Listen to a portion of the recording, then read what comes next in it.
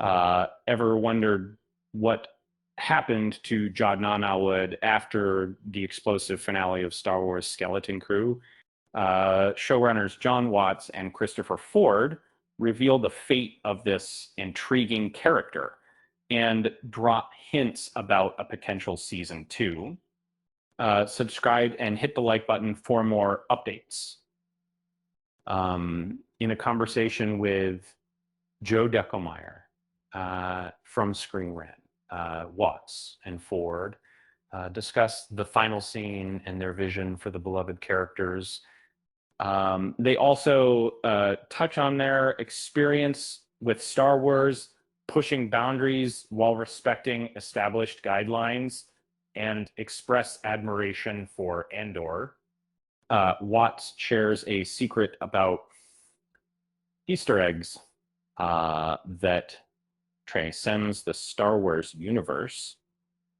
Jod Nanawood's character arc and lack of redemption was a deliberate choice.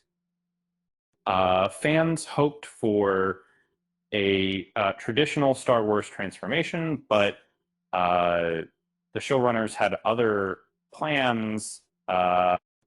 Jude Law's performance as Jod made the audience invested in his character week by week, despite his questionable actions. Jod struggles to form attachments, making him an exception in the Star Wars universe.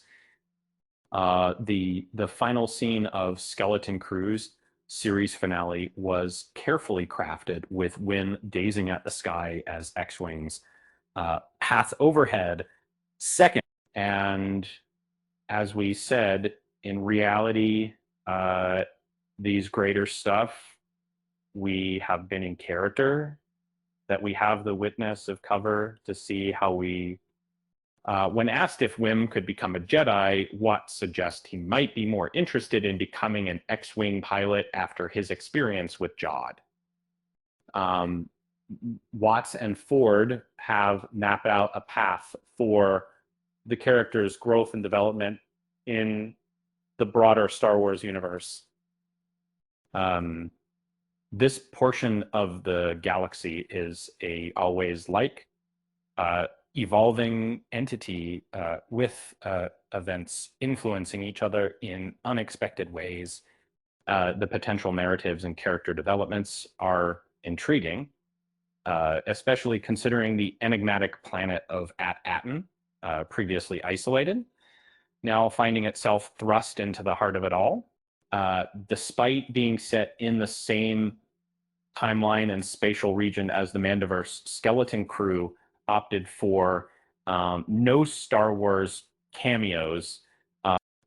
Watts and Ford were open to it, but their primary focus was on crafting a compelling narrative. By the end of writing the first season, they managed to tell their story without requiring any cameos. This perspective is commendable, considering the frequent cameos in live-action Star Wars TV shows. Watts and Ford also discuss breaking the rules of Star Wars and honoring iconic original trilogy characters. Certain regulations in the Star Wars universe, like no paper or knives, were bypassed in Skeleton Crew. These regulations seem more like suggestions rather than rigid rules. Watts laments not being the trailblazers for adding cereal to Andor, but acknowledges that they outdid them. Watts and Ford also discuss concept art and Easter eggs beyond Star Wars. A tantalizing piece of concept art suggested the initial group was 6 kids instead of 4, but it was always 4.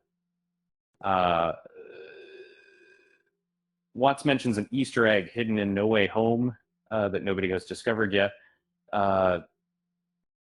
People have discovered many of the Easter eggs intentionally hidden, but they also found some that weren't intended.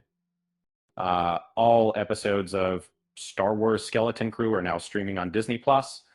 The series tells the story of four daring youths who get lost while looking for their home planet.